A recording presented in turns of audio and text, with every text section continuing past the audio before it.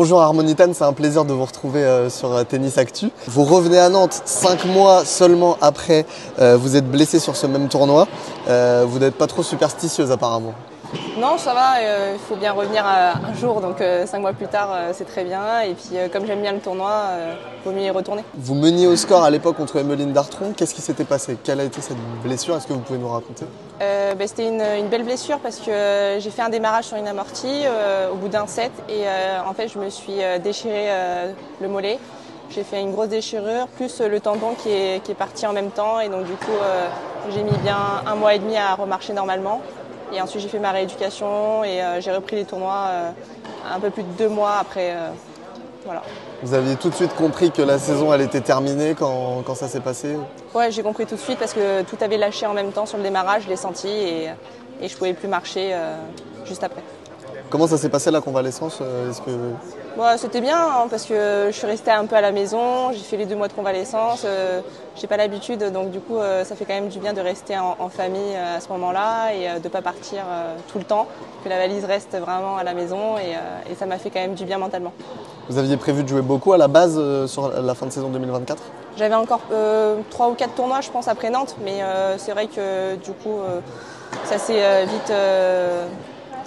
ça s'est vite arrêté et puis après j'ai fait mon début de saison début janvier et ça s'est bien passé. Bon, apparemment c'était suffisant 2 mois parce que vous enchaînez pas mal en 2025. Vous avez déjà presque autant gagné de matchs que sur la saison précédente.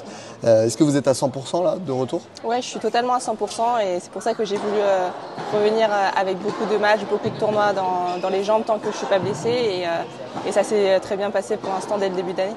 C'est important d'être régulière, j'imagine, même s'il n'y a pas de titre ou de finale, de gagner des matchs sur chaque tournoi pour déjà prendre des points, mais aussi de la confiance. Oui, c'est sûr que plus on gagne de matchs, plus on a de la confiance et je voulais vraiment beaucoup en jouer dès le début de l'année et c'était l'objectif, donc je continue comme ça jusqu'à que je puisse remonter un petit peu au classement. Ça reste une obnubilation, le classement, on le regarde tout le temps? Aujourd'hui, je le regarde beaucoup moins qu'avant. C'est vrai que j'ai pris un peu d'expérience, un peu d'âge et je le regarde de moins en moins. Et c'est vrai que ça me fait plaisir juste de gagner des matchs et de revenir sur des tournois qui me font plaisir. Il n'y a pas une alarme qui s'active à l'approche de Roland-Garros? On regarde un peu plus le classement, on se dit ah là il va falloir tant de points si je veux aller... Non, je me dis que c'est pas grave. Je veux dire, j'ai joué beaucoup de grands chelems déjà depuis le début de ma carrière et si je le fais pas maintenant, je le ferai un peu plus tard et je suis plus dans l'optique de regarder tout le temps le classement chaque semaine pour être dans le cut.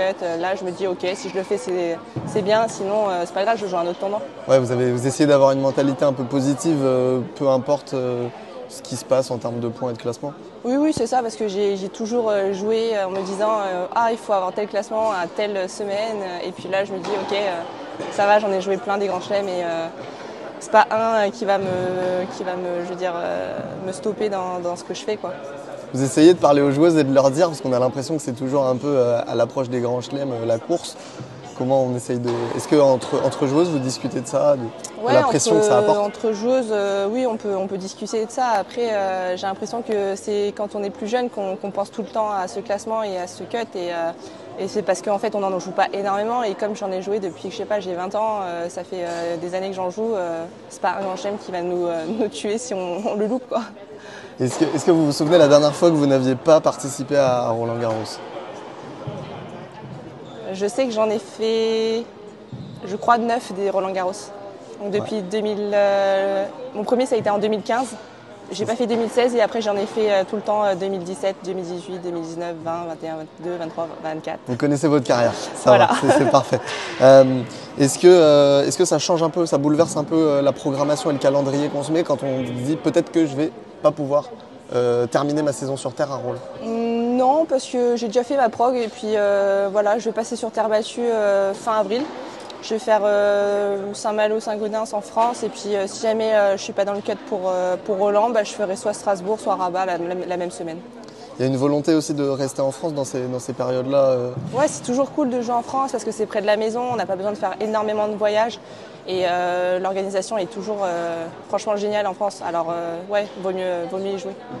Au niveau de votre coaching, il y a eu quelques changements, mais est-ce que vous êtes toujours avec Nathalie Tauziat, Simon Goffin? Comment ça s'organise? Avec Simon, on a arrêté en septembre de l'année dernière. Et puis avec Nat, oui, on fait toujours des semaines, parce que moi j'habite à Bayonne et elle habite à Anglet, donc c'est juste à côté. Et ça fait bien 8 ans qu'on s'entraîne ensemble, donc on fait toujours des semaines d'entraînement, pas de tournoi par contre. Et ensuite j'ai pris un coach qui voyage un peu avec moi sur 10-15 semaines dans l'année et qui est à Aix-en-Provence. Donc la majorité du temps, vous voyagez seul? Ouais, je voyage un petit peu seule, ça fait du bien parce que quand on a voyagé autant sur le circuit et qu'on est toujours avec quelqu'un, c'est bien de se retrouver aussi avec soi-même et je trouve que c'est un bon compromis. Et ça peut être difficile parfois de gérer on va dire le contexte et les conditions extérieures d'un tournoi, d'un pays quand on est seul, non? C'est pas un soutien dont vous avez forcément besoin quand vous voyagez? C'est sûr que quand on est dans des conditions un peu plus compliquées, un peu plus difficiles, c'est bien d'être avec quelqu'un, mais quand on est à la maison en France, je ressens pas énormément le besoin, donc c'est juste dans les conditions un peu plus dures que c'est bien d'avoir une personne qui vous accompagne. Bon, alors à 27 ans, vous avez déjà une grosse expérience que certains n'ont pas à votre âge. Vous avez accompli beaucoup de choses entre 10 titres pro, le top 100, une deuxième semaine de Grand Chelem. Est-ce que vous sentez que vous avez une expérience qui vous sert au quotidien à seulement 27 ans que d'autres n'ont pas?